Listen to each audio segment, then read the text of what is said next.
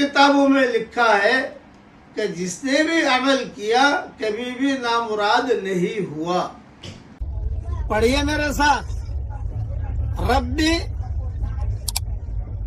لا تذرنی فردا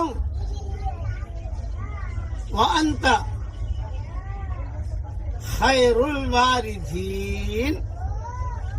یہ حضرت زکریا علیہ السلام کی دعا ہے، اس میں حضرت زکریا علیہ السلام کا نور ہے محمدی مہر کے ساتھ۔ جس کے یہاں اولاد نہیں ہے، میاں بیوی اس دعا کو پڑھنے کا اہتمام کریں تو انشاءاللہ انہیں نیک صالح اولاد اللہ تعالی دے گا۔ ایک دعا ایسی سکھا رہا ہوں جو حشر کے میدان میں نیک مرد اور عورتیں پڑھیں گے، ہم بھی دنیا میں اسے سیکھ لیں اور دنیا میں بھی ہم پڑھ سکتے ہیں۔ یہاں سیکھیں گے تو انشاءاللہ وہاں کام بھی آ جائے گی۔ پڑھیے میرے ساتھ، ربنا اتمم لنا نورنا واغفر لنا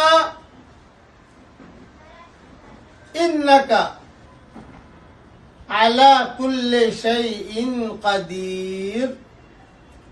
اے ہمارے پیارے اللہ، ہمارے لیے ہمارا نور کامل کر دیجئے اور ہمیں بخش دیجئے، بے شک آپ ہر چیز پر قادر ہیں۔ سورہ تحریم آیت نمبر 8 میں یہ دعا موجود ہے۔ دنیا سے ہی مانگنا شروع کر دیجئے تاکہ وہاں آسانی سے ہم پڑھ سکیں انشاءاللہ، اور یہاں بھی مانگ سکتے ہیں۔ اللہ تعالیٰ یہ دعا ہم سب کے لیے۔ حضرت لقمان حکیم نے اپنے بیٹے کو وصیت کی تھی کہ بیٹا ایک جملہ بہت پڑھتے رہنا، اٹھتے بیٹھتے۔ پڑھیے میرے ساتھ، اللہم اغفر لی، اے میرے پیارے اللہ مجھے معاف کر دیجئے۔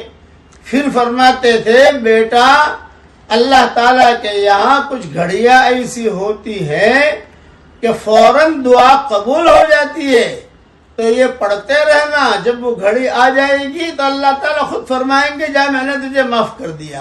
اس لیے ہماری زبانوں پر یہ کلمہ بہت آنا چاہیے، ہم پڑھتے رہیں اللہم اغفر لی، اللہم اغفر لی، اللہم اغفر لی۔ یہ مضمون حسن حسین میں بھی ہے اور کتاب الزہد والرقائق میں بھی ہے۔